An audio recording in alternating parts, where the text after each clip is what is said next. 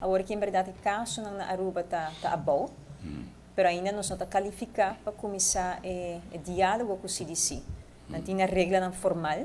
E se me nota está um total de 30 dias, bom mês está bom de 100 casos para dia, se me nota um total de se me nota e nós também estamos monitoreando isso aqui, pois ayer a pedir ao Departamento de Saúde para dar-nos o conteúdo exato de quanto está total agora aqui, para assim nós dia atrás dia nós monitorear isso aqui, para aqui agora nós podemos começar para o CDC e ori visando que já nós está cumprindo com a parte não. Esse é o passo 1.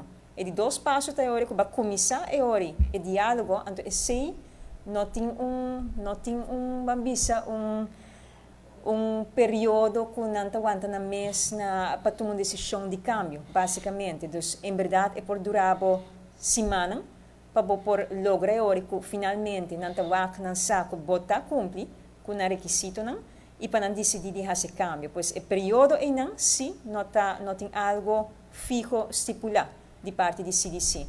Pero é parte de para 30 de quantidade de casos não e cumprir o requisito não com não tempo nem.